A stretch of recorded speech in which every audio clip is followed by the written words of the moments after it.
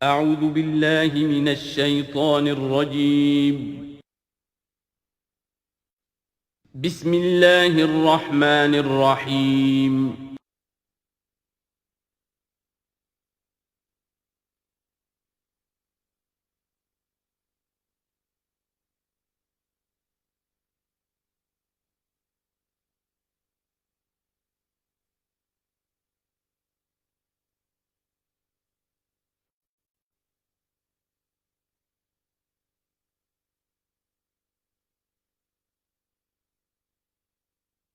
اعوذ باللہ من الشیطان الرجیم بسم اللہ الرحمن الرحیم یا ایہا الذین آمنوا لا تحرموا طیبات ما احل اللہ لکم ولا تعتدوا ان اللہ لا يحب المعتدین صدق اللہ العظیم۔ شرائع سماویہ میں کھانے پینے کی چیزوں میں حلت و حرمت، تحلیل و تحریم جو ہے یہ بہرحال ایک اہم موضوع ہے۔ یہ موضوع آپ کو یاد ہوگا سورہ بقرہ سے چل رہا ہے مسلسل، کہ جو مشرکانہ اوہام کی وجہ سے ان کے ہاں بہت سی چیزوں کے بارے میں نسل بعد نسل کچھ چیزیں ذہنوں میں بیٹھ گئی تھیں کہ یہ چیزیں حرام ہیں، اور یہ کہ اس قسم کی چیزیں جو ہیں پھر ذہنوں سے، دلوں سے، مزاجوں سے نکلنے میں بہت وقت لیتی ہیں اور بار بار جو ہے اس کی طرف توجہ دلانی پڑتی ہے۔ فرمایا یا ایھا الذین آمنوا، اہل ایمان، لا تحرموا طیبات ما احل اللہ لکم، نہ حرام ٹھہرا لو ان پاکیزہ چیزوں کو جنہیں اللہ نے تمہارے لیے حلال ٹھہرایا ہے، ولا تعتدوا، اور حد سے تجاوز نہ کرو۔ یہ بھی ہوتا ہے کہ کچھ لوگ اپنے تقویٰ کے جوش میں اور بہت زیادہ نیکی کے جذبے میں بھی بہت سی چیزیں کہ جو حلال ہیں ان کو اپنے اوپر حرام کر بیٹھتے ہیں۔ ان اللہ لا يحب المعتدین، یقیناً اللہ تعالی حد سے تجاوز کرنے والوں کو پسند نہیں کرتا۔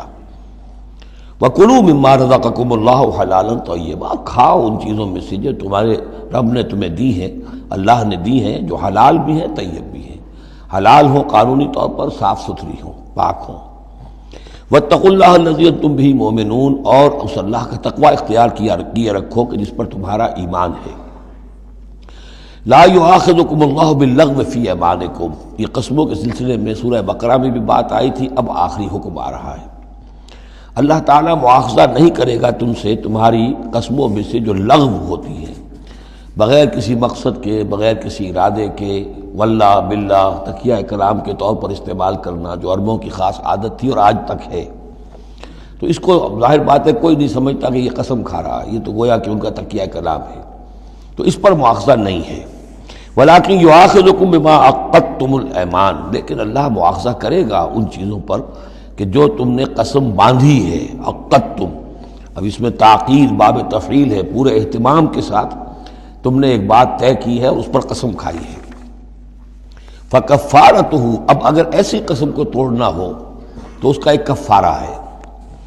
فَكَفَّارَتُهُ إِطْعَامُ عَشَرَةِ مَسَاكِينَ مِنْ أَوْسَطِ مَا تُطْعِمُونَ أَهْلِيكُمْ، اس کو کھانا کھلانا ہے 10 مساکین کو، محتاج کو، وہ اوسط کھانا کہ جو تم اپنے گھر والوں کو کھلاتے ہو۔ او کسوتہم، یا پھر ان کو کوئی کپڑا دینا ہے۔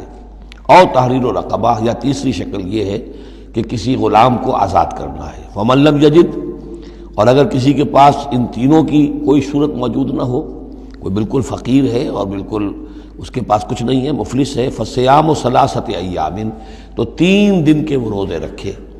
ذالک کفارۃ ایمانکم اذا حلفتم، یہ کفارہ ہے تمہاری قسموں کا جب کہ تم وہ قسم کھا بیٹھو۔ واحفظوا ایمانکم، اور اپنی قسموں کی حفاظت کرو۔ کذالک، اس کا مطلب یہ نہیں کہ لازماً ان کو برقرار رکھو، یعنی کہ قسم اگر ایسی ہے کہ جو کھولنی ہے، توڑنی ہے، جذبات میں کھا بیٹھے ہیں تو کفارہ دو، یہ بھی اس کی حفاظت میں آ گیا۔ واحفظوا ایمانکم کذالک یبین اللہ لکم آیاتہ لعلکم تشکرون، اس طرح اللہ تعالیٰ تمہارے لیے اپنی آیات کو واضح فرما رہا ہے تاکہ تم شکر کرو، حق ادا کرو۔ یا ایھا الذین آمنوا، اب یہ شراب اور جوئے کے بارے میں بھی آخری حکم۔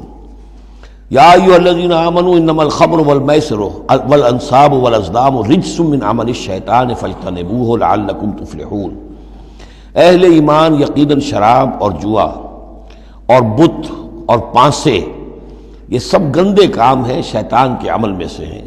فاجتنبوہ، تو اس سے بچ کر رہو، لعلکم تفلحون، تاکہ تم فلاح پاؤ۔ تو شراب اور جوا تو پہلے بھی آ چکا ہے، لیکن انصاب اور ازلام وہ تقسیم کرتے تھے پانسوں کے ذریعے سے، اور پھر ازلام کے ذریعے سے ان کا معاملہ، وہ بھی ایک جوئے کی قسم بن جاتی تھی۔ تو ان تمام چیزوں کو جو ہے رجس من عمل الشیطان قرار دیا۔ انما یرید الشیطان ان یوقع بینکم العداوۃ والبغضاء، یقیناً شیطان تو یہ چاہتا ہے کہ ان چیزوں کے ذریعے سے تمہارے اندر دشمنی اور بغض پیدا کر دے۔ یہ بہت اہم بات ہے کہ شراب کے نشے میں بھی انسان چونکہ اپنا ہوش اور شعور کھو بیٹھتا ہے، تو اب اسے کچھ معلوم نہیں کیا بکواس اس نے کی ہے، کیا کر رہا ہے۔ اس سے بھی یہ ہے کہ بہت سے جھگڑے شروع ہو جائیں گے، فساد شروع ہو جائے گا۔ آپ کو معلوم ہے کہ بہت بڑے بڑے راز جو ہیں اس زمانے میں، بڑی بڑی حکومتوں کے، امپائرز کے، سپر پاورز کے، وہ شراب کے نشے میں جو ہیں وہ چرا لیے جاتے ہیں اور وہ راز نکل جاتے ہیں۔ تو اللہ تعالیٰ یہ ان چیزوں سے تمہیں بچانا چاہتا ہے، اور شیطان چاہتا ہے کہ تمہارے مابین عداوت اور بغض پیدا کر دے۔ اسی طریقے سے جوئے میں بھی چونکہ آدمی دیکھ رہا ہے، وہ کچھ اس نے ہارا، پھر کچھ اور ہارا، پھر کچھ اور ہارا، ایک وقت آتا ہے کہ پھر وہ برسٹ ہو جاتا ہے غصے میں اور وہ آگ بگولا ہو جاتا ہے، اس لیے کہ ظاہر بات ہے اسے نظر آ رہا ہے کہ جو مجھ سے جیت رہا ہے وہ کسی محنت کی وجہ سے نہیں جیت رہا ہے۔ اگر تو کوئی محنت ہو، کوئی کوشش ہو، کسی نے کمایا ہو، تو ظاہر بات ہے اسے انسان گرج نہیں کرتا کہ ٹھیک ہے اس نے محنت کی ہے اور اس نے مجھ سے یہ مزدوری لی ہے یا مجھ سے یہ کمائی حاصل کی ہے۔ لیکن یہ کہ ایک وقت آتا ہے کہ پھر جواری جو ہے وہ آپے سے باہر ہو جاتا ہے۔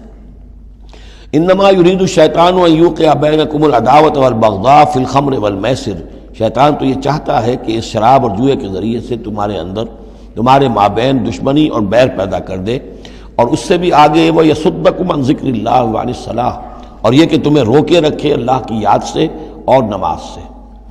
یہ معاملہ بھی شراب کا تو بالکل واضح ہے، لیکن یہ کہ جوئے میں بھی یہ ہوتا ہے کہ ایک آدمی دفعہ اس میں لگ جائے تو پھر یہ ہے کہ وہاں سے نکلنا مشکل ہوتا ہے۔ جیسے تاش کا معاملہ ہے یا اور شطرنج ہے، یہ کھیل ایسے ہیں کہ جن کے اندر لگ کر پھر انسان جو ہے ان چیزوں سے غافل ہو جاتا ہے۔ فَهَلْ أَنْتُمْ مُنْتَهُونَ، تو اب باز آتے ہو یا نہیں؟ یہ انداز جو ہے یہ بڑا سخت ہے۔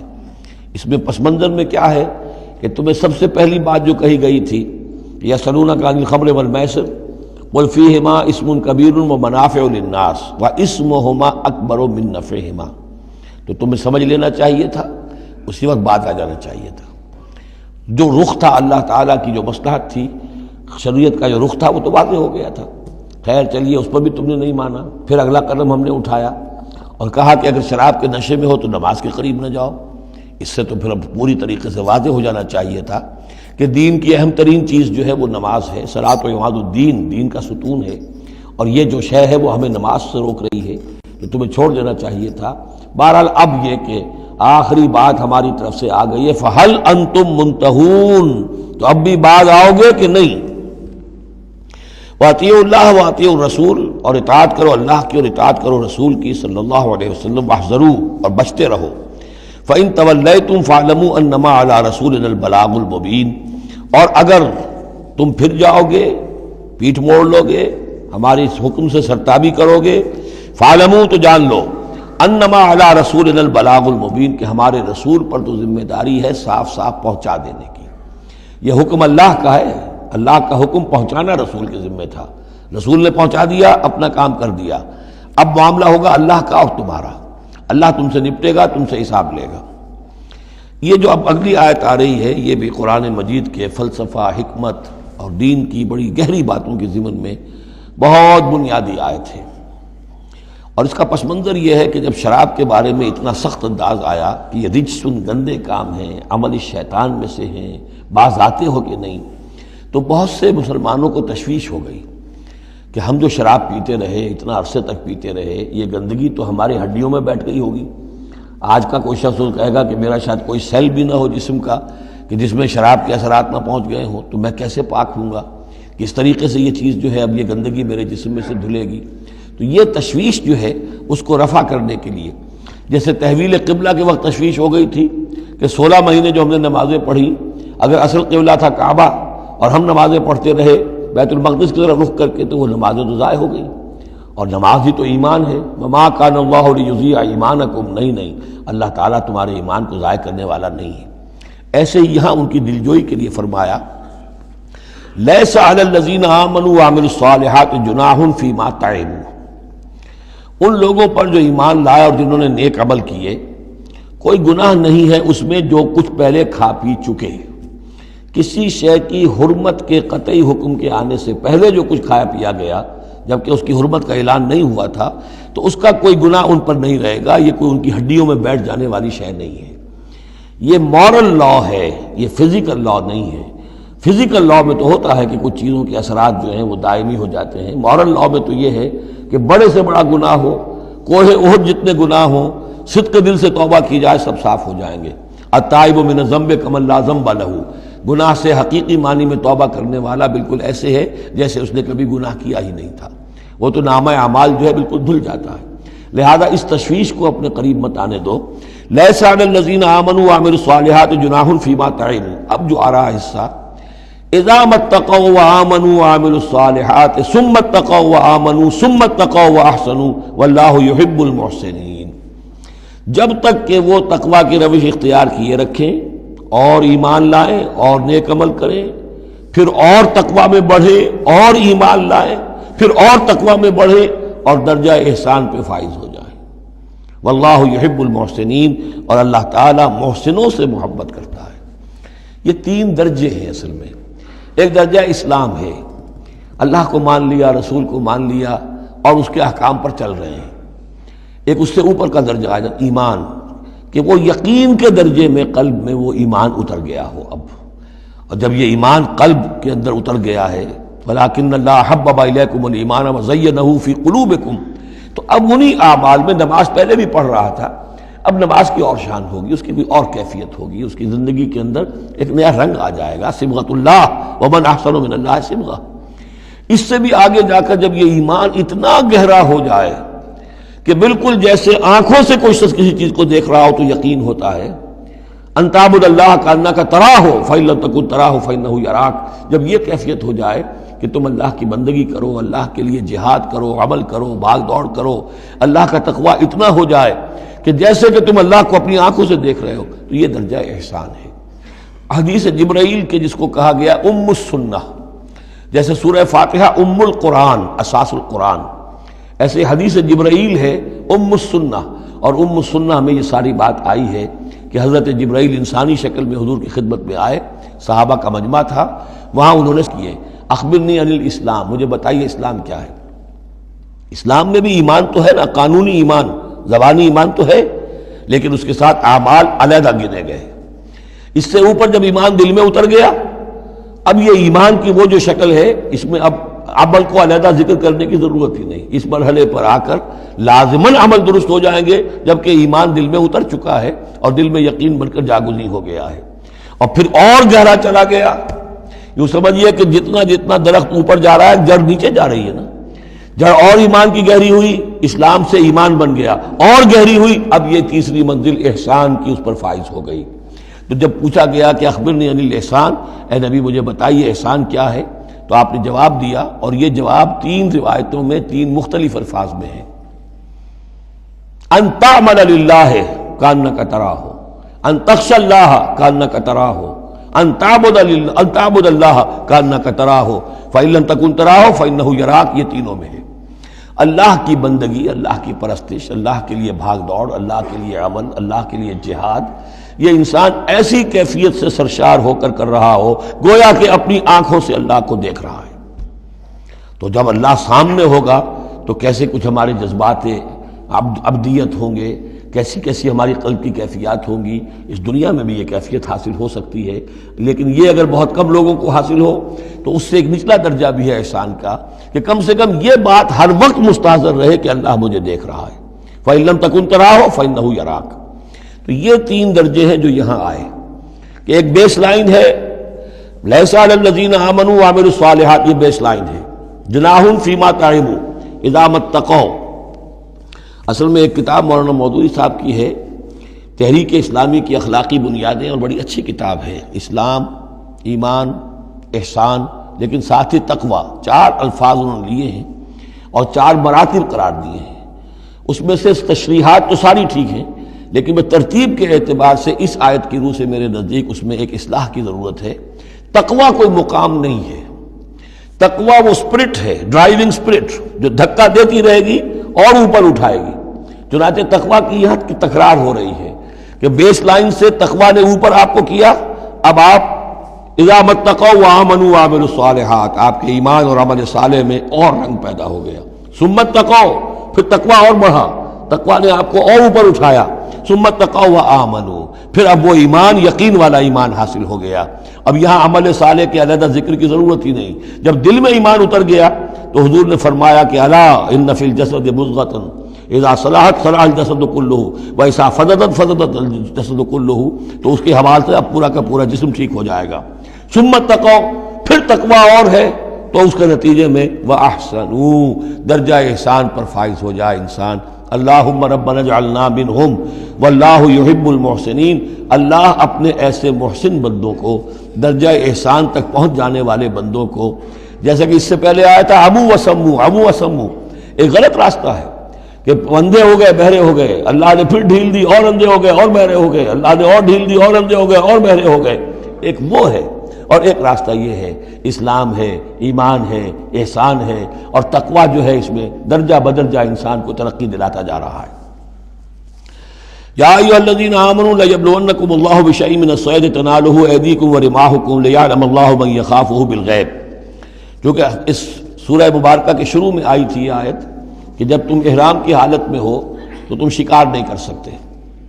تو اب اللہ تعالیٰ کی ایک سنت ہے، وہ آزماتا ہے، سخت ترین امتحان لیتا ہے۔ فرض کیجئے کہ ایک قافلہ جا رہا ہے بیچارے حاجیوں کا، اور انہوں نے احرام باندھا ہوا ہے، کوئی شے نہیں ہے، کھانے کے لیے کچھ نہیں ہے، لیکن اب جو ہے ہرن صاحب جو ہے اٹکیلیاں کرتے ہوئے قریب آ رہے ہیں، اور وہ پکڑ نہیں سکتے، قتل نہیں کر سکتے، احرام میں ہیں، بھوک بھی ہے، لیکن یہ کہ چاہے تو ذرا سا نیزہ مارے تو ہرن کو پکڑ کو جو ہے وہ شکار کر لیں، یا ویسے ہی بھاگ کر پکڑ لیں، لیکن یہ کہ اس کی اب ان کو اجازت نہیں ہے۔ تو اللہ تعالیٰ ایسا کرتا تھا۔ فرمایا یا ایھا الذین آمنوا، اہل ایمان، لیبلونکم اللہ، لازماً اللہ تمہیں آزمائے گا، بشیء من الصید، شکار کے ذریعے سے، تنالہ ایدیکم ورماحکم، جن کو کہ پا لیں گے آسانی سے تمہارے ہاتھ اور تمہارے نیزے، لیعلم اللہ من یخافہ بالغیب، تاکہ اللہ دیکھ لے کہ کون ہے وہ لوگ کہ جو غیب میں ہوتے ہوئے بھی اللہ سے ڈرتے رہتے ہیں، کہ موقع ہے، بھوک بھی ہے، ہرن بھی بالکل پاس ہے، بالکل قابو میں ہے، جیسے چاہیں شکار کر لیں، لیکن ہاتھ بندھے ہوئے ہیں اس لیے کہ احرام باندھا ہوا ہے۔ تو جس کے دل میں ایمان ہوگا وہ اپنی بھوک کو برداشت کرے گا، اللہ کے حکم کو نہیں توڑے گا۔ فمن اہتدی بعد ذلک، اب کسی سے غلطی ہو گئی، تجاوز کر بیٹھا، بھوک کا غلبہ زیادہ تھا، فلہ عذاب علیم، اس کے لیے دردناک عذاب ہے۔ البتہ یہ کہ آگے چل کر اس کے لیے ایک کفارہ بھی بتا دیا گیا ہے۔ یا ایھا الذین آمنوا لا تقتلوا الصید وانتم حرم، دیکھو اہل ایمان، جب تم احرام کی حالت میں ہو تو کسی شکار کو قتل مت کرو۔ ومن قتلہ منکم، تو جو کوئی تم میں سے انہیں قتل کر بیٹھے، شکار کر بیٹھے، جان سے مار بیٹھے، متعمدن، جان بوجھ کر، فجزاء مثل ما قتل من النعم، تو پھر اس کا کفارہ ہوگا ویسا ہی ایک حیوان، ویسا ہی ایک چوپایا اللہ کی راہ میں صدقہ کیا جائے، اور وہ اس کا گویا کہ کفارہ بنا دیا جائے۔ کیسا ہے کہ اگر آپ نے ہرن مارا ہے تو پھر بکری یا بھیڑ، نیل گائے اگر مار لی ہے تو پھر گائے، اسی طریقے سے جس قسم کا، جس سائز کا اور جس اسٹیچر کا آپ نے وہ حیوان جو ہے شکار کیا، اسی کا اسے ایک برابر کا چوپایا دینا ہوگا۔ فجزاء مثل ما قتل من النعم یحکم بہ ذوی عدل منکم، دو آدمی تمہارے جو ہوں معتبر، وہ چاہیے کہ وہ اس کی گواہی دے کہ ہاں یہ جانور جو اس نے شکار کیا ہے یہ اس کے برابر ہو جائے گا۔ ہدیم بالغ الکعبہ، اور یہ ہدی ہوگی اب یہ جانور، کعبے تک اس کا پہنچنا ہے، کعبے کی نظر ہوگا یہ، او کفارۃ، یا پھر اس کا ایک کفارہ اور بھی ہے، طعام و مساکین، کچھ مساکین کو کھانا کھلانا، صدقہ فطر کے حساب سے ہے یہ جو فقہا نے لکھا ہے، او عدل ذالک صیامن، یا اتنے ہی روزے رکھنا۔ وہ بھی دیکھنا ہوگا کہ جانور جو تھا، بکری تھی، ہرن تھا، کتنے آدمی اس کو کھا سکتے تھے، اتنے آدمیوں کو کھانا کھلاؤ، یا پھر اتنے دن کے جو ہے وہ عدل ذالک صیامن روزے رکھو، لیذوق وبال امرہ، تاکہ وہ اپنے کیے کا کی سزا جو ہے وہ پالے۔ عفا اللہ عما سلف، اللہ معاف کر چکا ہے جو کچھ کے پہلے ہو چکا۔ ومن عادا، لیکن جو پھر ابھی دوبارہ کرے گا، اعادہ کرے گا، فینتقم اللہ منہ، تو اللہ تعالیٰ اس سے انتقام لے گا۔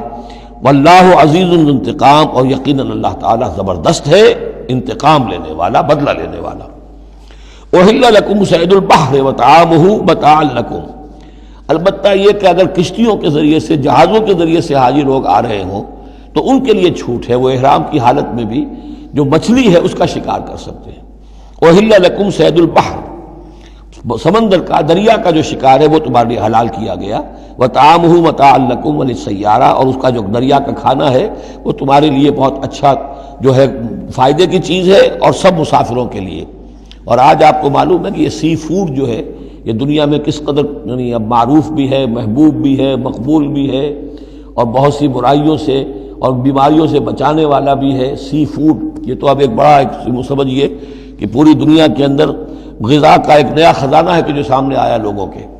تو فرمایا وطعامہ متاعا لکم وللسیارہ، اس کا جو طعام ہے جو سمندر کے اندر اللہ نے پیدا کیا ہوا ہے، مچھلیاں ہیں یا اور کوئی اسی طریقے کی اللہ نے تمہارے لیے کھانے کی چیزیں پیدا کی ہیں۔ وحرم علیکم صید البر ما دمتم حرما، لیکن خشکی پر شکار کرنا تمہارے لیے جب تک کہ تم احرام میں ہو حرام کر دیا گیا۔ واتقوا اللہ الذی الیہ تحشرون، اور اللہ کا تقوی اختیار کیے رکھو جس کی طرف کہ تمہیں لازماً جمع کر دیا جائے گا، لے جائے جاؤ گے گھیراؤ کر کے۔ جعل اللہ الکعبۃ البیت الحرام قیاما للناس، اللہ تعالیٰ نے کعبے کو جو بیت الحرام ہے، بزرگی والا گھر ہے، اسے لوگوں کے قیام کا باعث بنا دیا ہے۔ والشہر الحرام، اور شہر حرمت والا شہر بھی اللہ تعالیٰ نے معین کیا ہے۔ والہدیہ، اور قربانی کے جانور، ان کا بھی ذکر ہو چکا ہے اس سورت کے شروع میں۔ والقلائد، اور وہ جانور جن کے گلوں میں پٹے ڈال دیے گئے ہوں نشانی کے طور پر کہ یہ کعبے کے لیے ہدی کے جانور ہیں، یہ سب اللہ تعالیٰ کی طرف سے ہے، اس کی توثیق ہو رہی ہے۔ یعنی یہ کوئی تمہاری جاہلیت کی روایات نہیں ہے، یہ چیزیں جو ہیں کعبے کی حرمت اور عظمت، اسی طریقے سے شہر حرام، اسی طریقے سے ہدی کے جانور، اور وہ کہ جن کے گلوں میں پٹے پڑے ہوئے ہوں ہدی کے جانور ہونے کے اعتبار سے۔ ذالک لتعلموا ان اللہ یعلم ما فی السماوات و ما فی الارض، یہ اس لیے کہ تم اچھی طرح جان لو کہ اللہ تعالیٰ کو آسمانوں اور زمین کی ہر شے کا علم حاصل ہے۔ ان اللہ بکل شیء علیم، اللہ تعالیٰ ہر چیز کا علم رکھتا ہے۔ اس کے مقابلے میں 4 چیزیں آئیں گی جو ان کے ہاں حرام ہو گئی تھی، ان کو پھر کہا جا رہا کہ اس کے لیے کوئی سند نہیں ہے کتاب میں موجود، وہ بعد میں آئیں گی۔ اعلموا ان اللہ شدید العقاب، جان لو کہ اللہ تعالیٰ سزا دینے میں بہت سخت ہے۔ وان اللہ غفور الرحیم، اور اللہ غفور الرحیم بھی ہے، یعنی اس کی تو دونوں شانیں ہیں۔ اب تم دیکھو کہ تم اپنے آپ کو کس شان کے ساتھ متعلق کر رہے ہو، کس کا مستحق بنا رہے ہو، اس کی عقوبت کا یا اس کی رحمت اور مغفرت کا۔ ما علی الرسول الا البلاغ، ہمارے رسول پر سوائے پہنچا دینے کی کوئی ذمہ داری نہیں، باقی ساری ذمہ داری اب تمہاری ہے۔ واللہ یعلم ما تبدون وما تکتمون، اور اللہ جانتا ہے جو کچھ کہ تم ظاہر کرتے ہو اور جو کچھ کہ تم چھپاتے ہو۔ قل لا یستوی الخبیث والطیب، اے نبی کہہ دیجئے ناپاک اور پاک برابر نہیں ہو سکتے۔ ولو اعجبک کثرت الخبیث، چاہے ناپاک شے کی کثرت جو ہے وہ تمہاری آنکھوں کو اچھی لگے۔ آدمی تو چاہتا ہے بہتات ہونی چاہیے بس ہر چیز کی، ناجائز حرام سے آیا ہوا مال ہو، جمع ہو گیا ہے، اچھا لگے گا آپ کو، ہے خبیث ہو۔ تو خبیث اور طیب برابر نہیں ہو سکتے، چاہے کثرت جو ہے خبیث کی وہ جو آنکھوں کو چکا چوندھ تو کرتی ہے، نظر کو خیرہ کرتی ہے، چمک تہذیب حاضر کی۔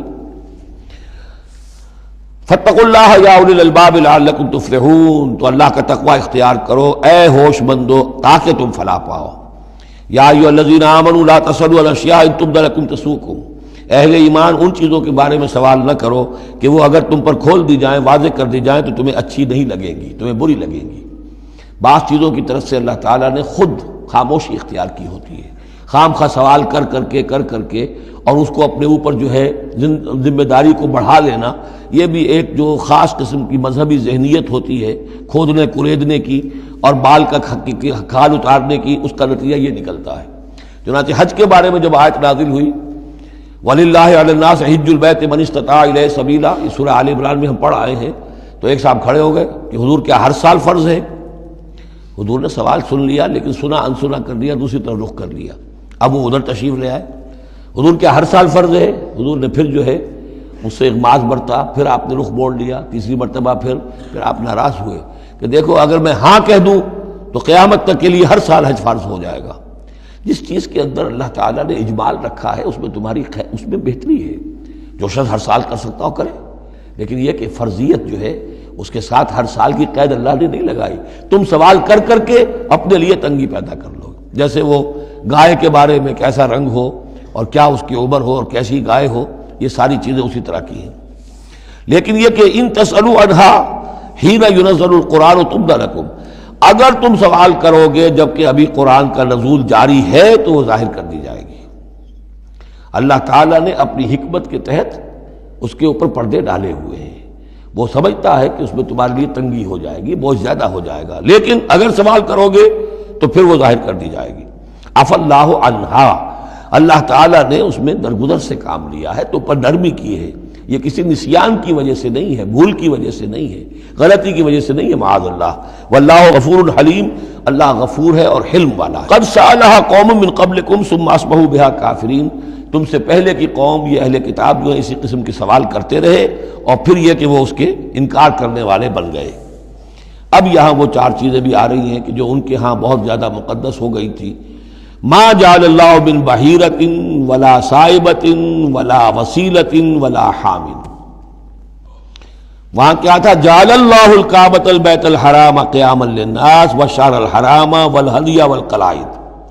یہ چار چیزیں ان کی توثیق ہو گئی کہ یہ تو واقعتاً اللہ کی شریعت کے اجزاء ہیں، ان کا احترام اور ان کی حرمت کو بلوز رکھنا لازم ہے.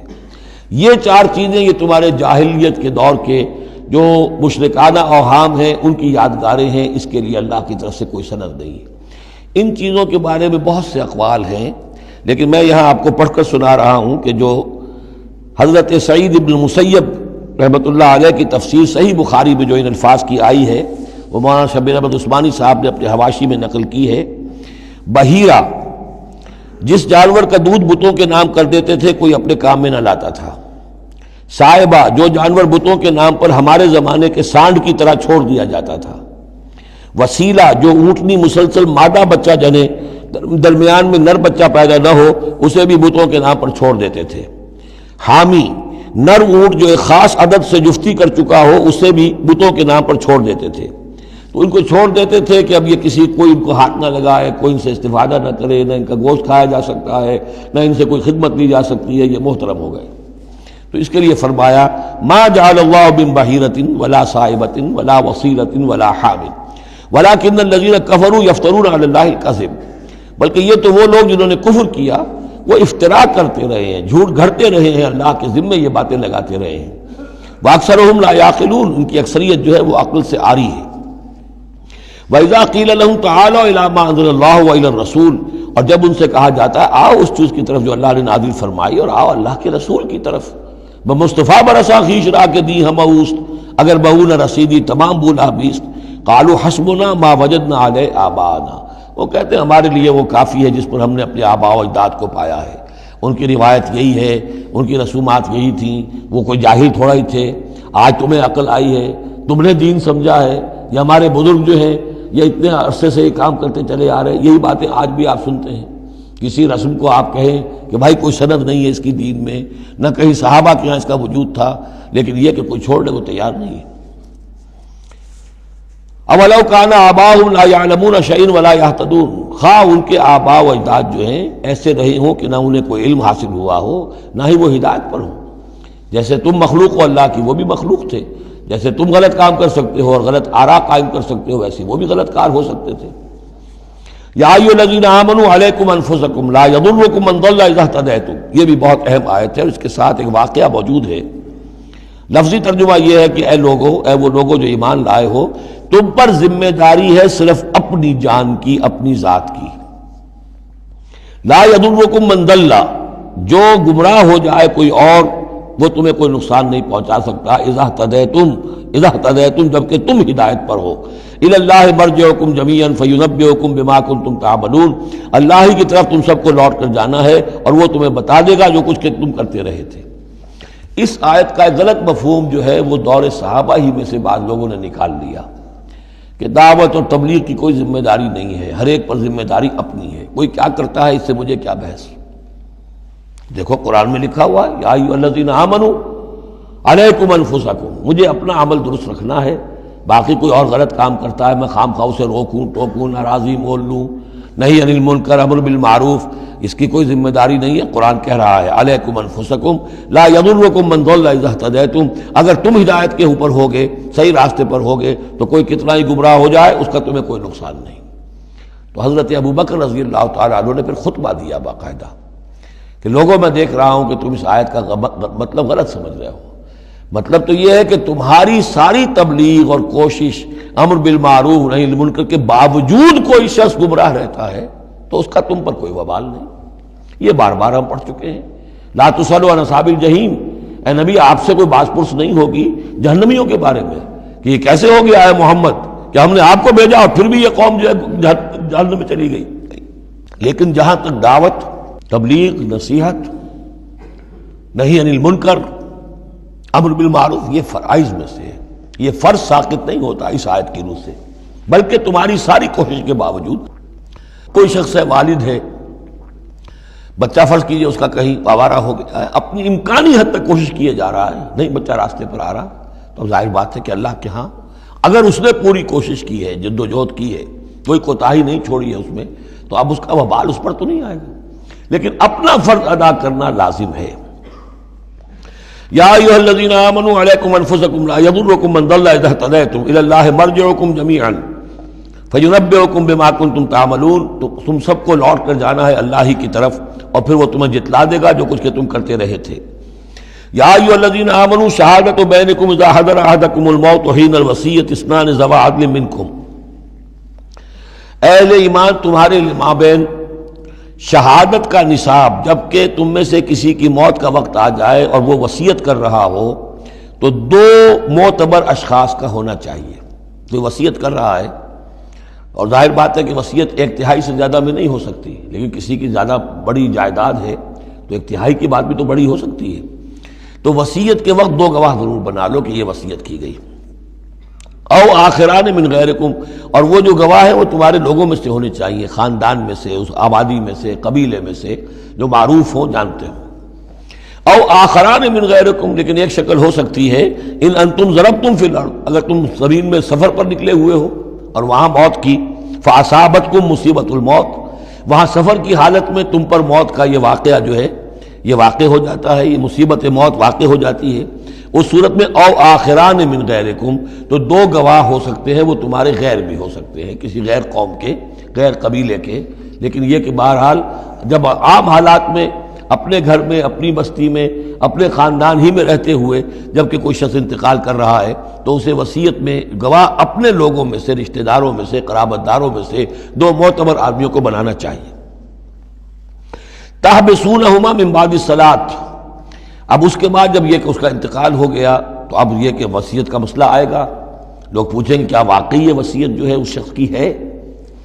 تو اب ان دونوں کو روکو، کھڑا کرو، من بعد الصلاۃ، نماز کے بعد، مسجد ہے، نماز پڑھی ہے، اب وہ دونوں کھڑے ہو جائیں، فیقسمان باللہ، پھر انہیں چاہیے کہ اللہ کی قسم کھائیں، ان ارتبتم، اگر تمہیں کوئی ان کے بارے میں شک ہو کہ کہیں یہ وصیت کو بدل نہ دیں، کہیں ان سے غلطی نہ ہو جائے، تو ان سے قسم کھلوا لو، حلف کی بنیاد پر وہ اپنا جو ہے وہ وہاں پر شہادت دیں گے، اور پھر انہیں کہنا چاہیے لا نشتری بہ ثمنا، ہم اس کی کوئی قیمت وصول نہیں کریں گے، کوئی ناجائز فائدہ اس سے نہیں اٹھائیں گے، ولو کان ذا قربا، چاہے کوئی قرابت داری کا معاملہ ہو، کسی کے حق میں ہم کوئی ناانصافی نہیں کریں گے، ولا نکتم شہادت اللہ، اور نہیں ہم چھپائیں گے اللہ کی گواہی کو۔ اب گواہی جو ہے اتنی عظیم شے ہے کہ شہادت اللہ کہا گیا، اللہ کی گواہی، اللہ کی طرف سے امانت ہے۔ انا اذا لمن العاصمین، اگر ہم ایسا کریں گے تو ہم یقیناً گناہ گار ہوں گے۔ فإن عثر على انہما استحقا اسما، پھر اگر یہ خبر ہو، یہ شک ہو، یہ اطلاع ملے کہ ان دونوں نے تو گناہ کمایا ہے، جھوٹ بولا ہے، حلفیہ بیان بھی غلط دیا ہے، وصیت میں ترمیم کی ہے، وصیت کو بدل دیا ہے، اس کے باوجود کہ نماز کے بعد حلف اٹھا کر یہ بات کر رہے ہیں، آخر انسان ہے، ہر معاشرے میں ہر طرح کا انسان ہر وقت موجود رہتا ہے۔ فآخران یقومان مقامہما، تو اب دو اور لوگ کھڑے ہوں جو کہ ان کی جگہ پر اب کھڑے ہوں، من الذین استحق علیہم العریان، کہ جن کے حق کو تلف کیا ہے ان پہلوں نے، وہ کھڑے ہوں گے اب کہ ہمارا حق یہ لوگ تلف کر رہے ہیں، وصیت کے اندر انہوں نے خیانت کی ہے۔ فیقسمان باللہ، اب وہ قسم کھائیں گے اللہ کی، لشہادتنا احق من شہادتہما، ہماری گواہی زیادہ حق ہے، برحق ہے، صحیح ہے، درست ہے ان کی گواہی سے، وما اعتدینا، اور ہم نے ہرگز کوئی زیادتی نہیں کی ہے، انا اذا لمن الظالمین، یقیناً اس صورت میں ہم ظالم ہوں گے۔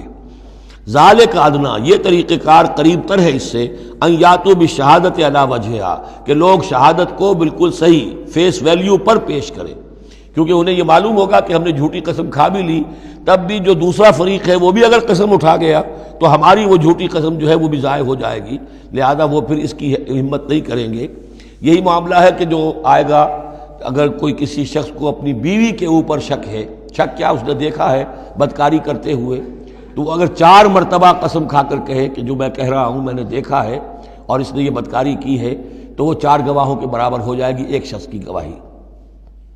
لیکن یہ کہ اس کا جواب بھی یہ ہے کہ بیوی بھی اگر 4 مرتبہ قسم کھا کر کہہ دے کہ یہ جھوٹ بول رہا ہے، مجھ پر تہمت لگا رہا ہے، تو اس کی جو گواہی ہے وہ ساقط ہو جائے گی۔ تو یہ دونوں طرف سے اللہ تعالیٰ نے بیلنس کیا ہے کہ تاکہ یہ دونوں امکانات موجود رہیں۔ ذالک ادنی ان یاتوا بالشہادۃ علی وجہہا، یہ قریب تر ہے، اس سے مناسب تر ہے کہ لوگ گواہی جو ہے وہ صحیح شکل میں پیش کریں، اور یخافوا ان ترد ایمان بعد ایمانہم، کہ انہیں یہ خوف رہے کہ قسمیں جو ہیں لوٹا دی جائیں گی، الٹی کر دی جائیں گی ان کی قسموں کے بعد۔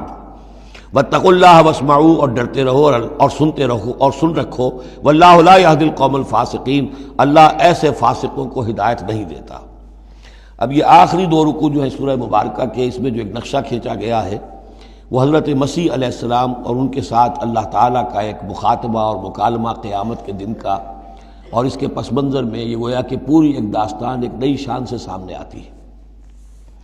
یوم یجمع اللہ الرسل، اس دن کا تصور کرو جس دن اللہ تعالیٰ تمام رسولوں کو جمع کرے گا۔ فیقول ماذا اجبتم، اور پوچھے گا آپ لوگوں کو کیا جواب ملا تھا، آپ کی قوموں نے کیا معاملہ کیا آپ کے ساتھ۔ قالوا لا علم لنا، وہ کہیں گے ہمیں کچھ معلوم نہیں، اللہ تعالیٰ کی جناب میں زبان کھولنے سے بچیں گے۔ انک انت علام الغیوب، اللہ تو سب کچھ جاننے والا ہے، غیبوں کا جاننے والا ہے، علام الغیوب ہے، تمام چھپی باتوں کا جاننے والا ہے، تیرے تجھ پر منکشف ہے۔ اذ قال اللہ یا عیسی ابن مریم، اب خاص پیشی جو ہے وہ ہو رہی ہے حضرت عیسیٰ ابن مریم کی۔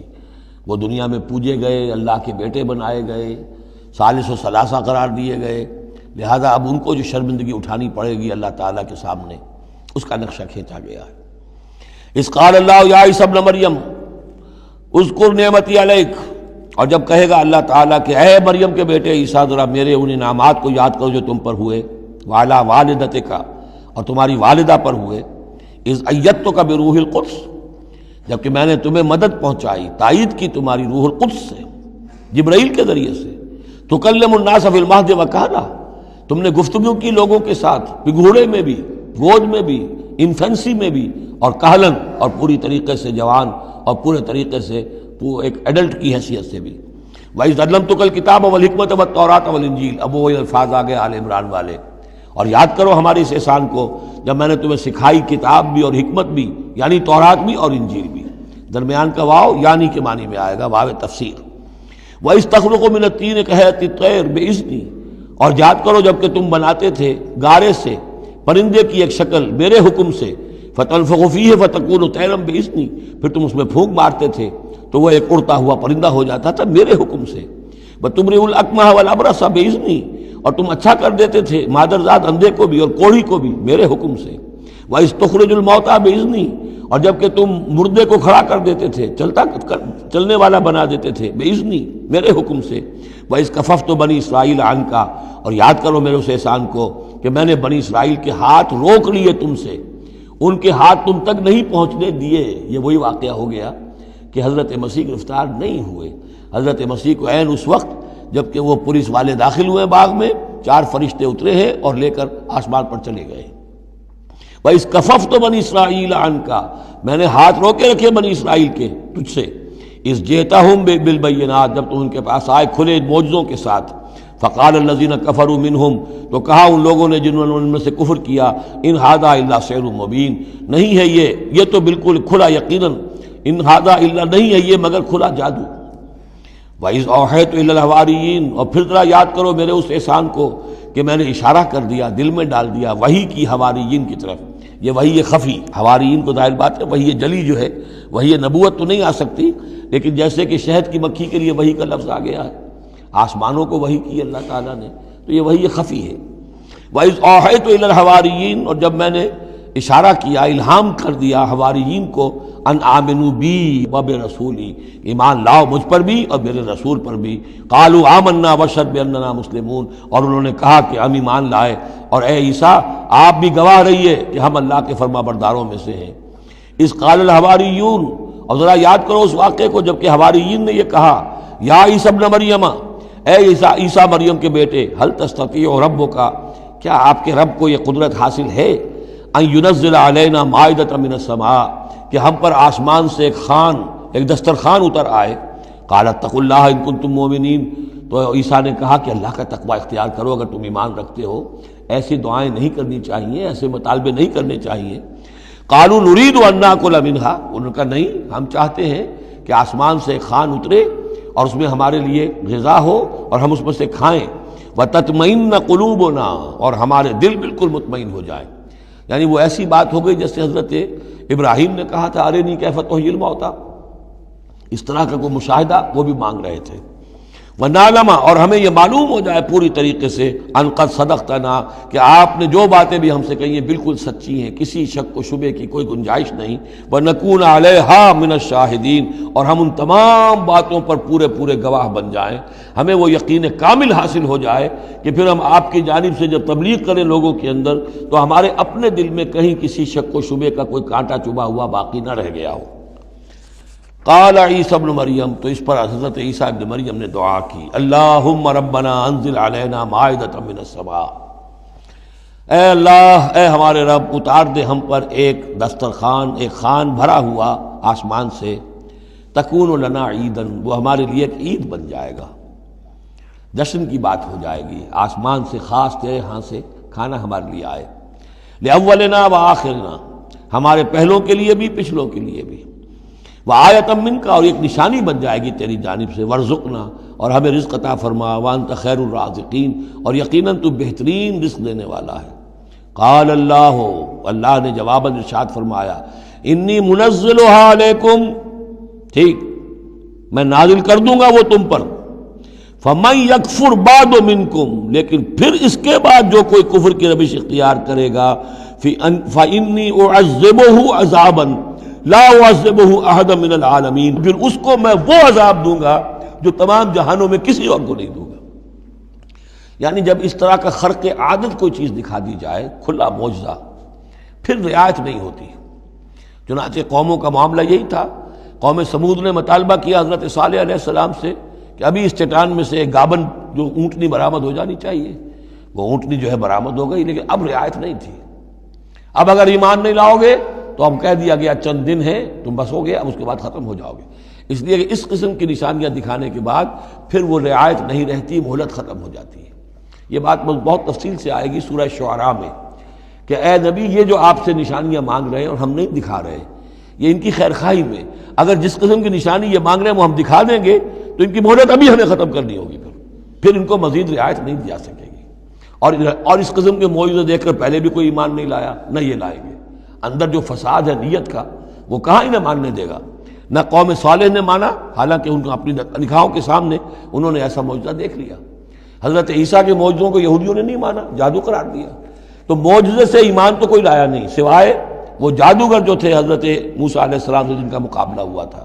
باقی یہ کہ عام قوم جو ہے، فرعون تو ایمان نہیں لایا، فرعون کے جو درباری ہیں وہ ایمان نہیں لائے۔ تو اس لیے یہ جو ہوتا ہے کہ اگر کوئی اس قسم کی نشانی دکھا دی جائے تو یہ اصل میں پھر لوگوں کے لیے اس اعتبار سے ان کے خلاف جا پڑتی ہے کہ ابھی اللہ کچھ اور مہلت دیتا، کچھ اور ڈھیل دیتا، کچھ اور لوگ سمجھ لیتے، کچھ اور لوگوں کو ایمان کی توفیق مل جاتی اور وہ سلسلہ بند ہو جاتا ہے۔ قال اللہ انی منزلها علیکم فمن یکفر بعد منکم، میں نازل تو کر دوں گا تم پر وہ، لیکن پھر اس کے بعد جو کوئی بھی تم میں سے کوئی کفر کی روش اختیار کرے گا، ناشکری کرے گا، فإنی اعذبہ عذابا لا اعذبہ احد من العالمین، تو پھر اس کو عذاب وہ دوں گا جو تمام جہانوں میں کسی اور کو نہیں دوں گا۔ وَإِذْ قَالَ اللَّهُ يَا عِيسَى ابْنَ مَرْيَمَ، اب یہ آخری ڈراپ سین ہے اس کا اور بہت سخت ہے یہ. اور جب کہے گا اللہ تعالیٰ اے مریم کے بیٹے عیسیٰ، أَأَنْتَ قُلْتَ لِلنَّاسِ اتَّخِذُونِي وَأُمِّيَ إِلَٰهَيْنِ مِن دُونِ اللَّهِ، کیا تم نے کہا تھا لوگوں سے کہ مجھے اور میری ماں کو بھی الہ بنا لینا، معبود بنا لینا اللہ کے سوا؟ تم نے کہا تھا. قال سبحانک، حضرت عیسیٰ فرمائیں گے، عرض کریں گے اللہ تو پاک ہے. ما یکون لی ان اقول ما لیس لی بحق، میرے لیے کیسے ممکن تھا کہ میں وہ بات کہتا جس کے کہنے کا مجھے کوئی حق حاصل نہیں. ان کنت قلتہ فقد علمتہ، اگر میں نے وہ بات کہی ہوتی تو پروردگار وہ تیرے علم میں ہوتی. تعلم ما فی نفسی، تو جانتا ہے جو کچھ میرے جی میں ہے. ولا اعلم ما فی نفسک، میں تو نہیں جانتا جو تیرے جی میں ہے. انک انت علام الغیوب، یقیناً تو تمام غیبوں کا جاننے والا ہے. حقیقت تیری نگاہ کے سامنے تو موجود ہے. ما قلت لہم، میں نے ہرگز ان سے کچھ نہیں کہا. الا ما امرتنی بہ، مگر وہی کچھ جس کا کہ تو نے مجھے حکم دیا تھا. ان اعبدوا اللہ ربی و ربکم، اور وہ یہی بات تھی کہ میں نے ان سے یہی کہا تھا کہ پرستش کرو اور بندگی کرو اللہ کی، جو میرا بھی رب ہے اور تمہارا رب ہے، مجھ بھی رب ہے.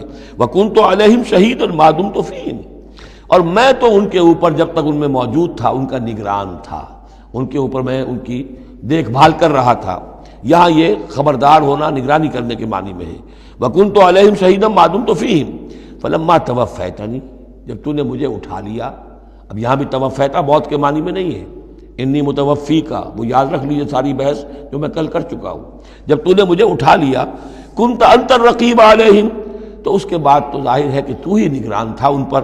وانت علی کل شیء شہید، اور یقیناً تو ہر چیز پر نگران ہے، ہر چیز پر گواہ ہے، ہر چیز سے باخبر ہے. ان تعذبہم فانہم عبادک، اگر تو انہیں عذاب دے تو وہ تیرے بندے ہیں، تجھے کل اختیار حاصل ہے، جس طرح چاہے عذاب دے. وَإِن تغفر لَهُمْ، اور اے اللہ اگر تو انہیں بخش دے، فَإِنَّكَ أَنْتَ الْعَزِيزُ الْحَكِيمُ، تو تو زبردست ہے، حکمت والا ہے. یہ بہترین انداز ہے، میں درخواست بھی ہے، معافی کی درخواست بھی ہے.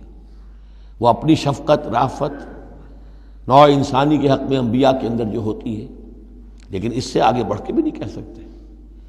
مقام عبدیت یہی ہے، العبد عبد وان ترقى والرب رب وان تنزل، اختیار تیرا ہے. ان تعذبہم فانہم عبادک، اے اللہ تو اگر انہیں عذاب دے تو تیرے بندے ہیں، تیری مخلوق ہیں. وان تغفر لہم، اور اگر تو معاف فرمانا چاہے تو تجھ سے تو کوئی بات پرس نہیں کر سکتا، کوئی جواب طلبی نہیں کر سکتا کہ تو نے کیسے معاف کر دیا. وان تغفر لہم فانک انت العزیز الحکیم، تجھے ہر اختیار حاصل ہے، تو زبردست ہے، حکمت والا ہے.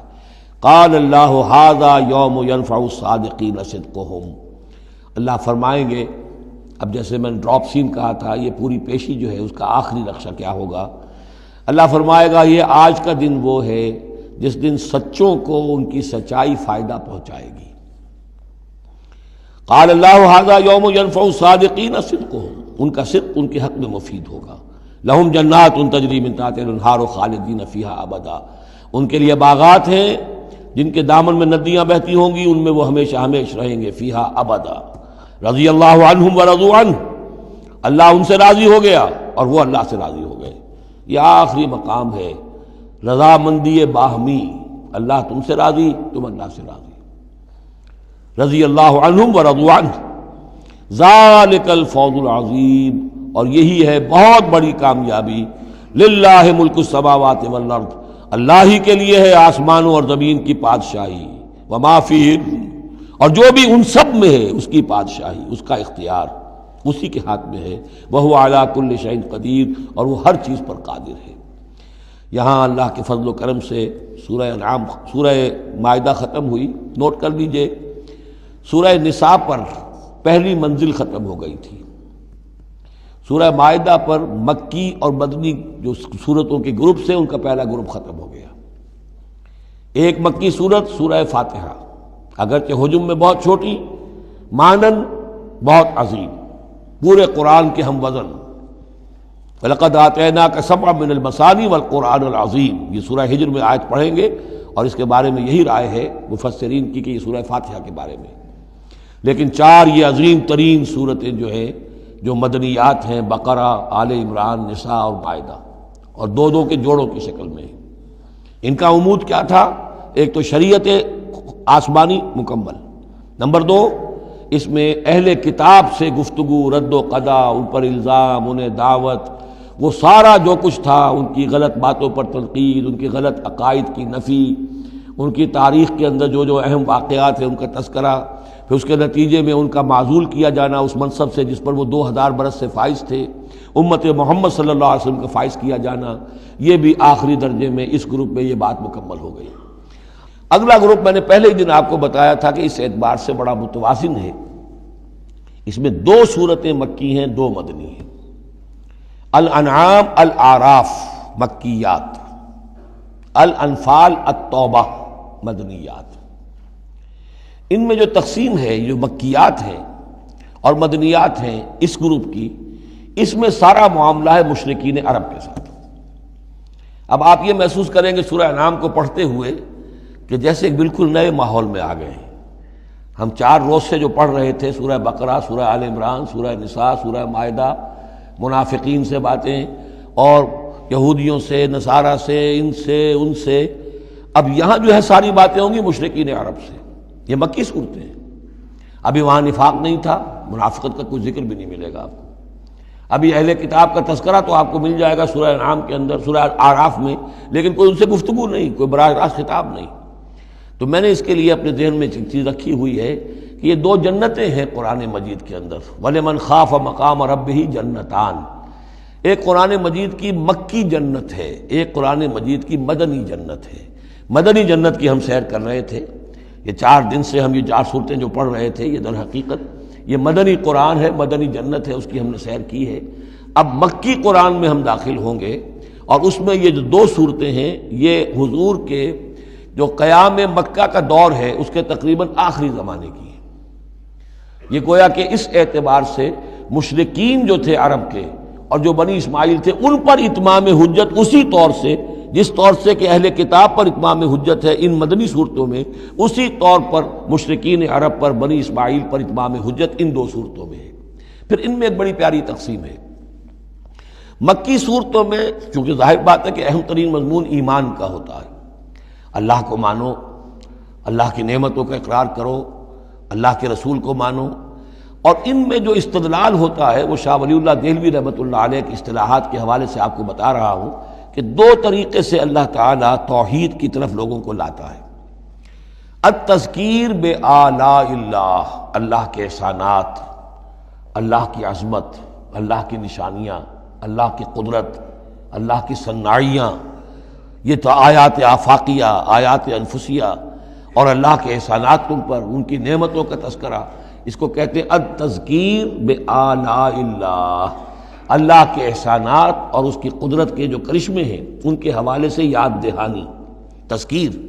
اللہ تعالیٰ کا ایمان ہمارے اندر ہے، ڈورمنٹ ہے، بالقوہ ہے، سویا ہوا ہے، اسے جگانے کے لیے یہ آیات قرآنیہ آتی ہیں، اسے ایکٹیویٹ کرنے کے لیے وہ پوٹینشیل ایمان ایکچوئل ایمان بن جائے، لیکن اس کے لیے تذکیر ہے، یاد دہانی۔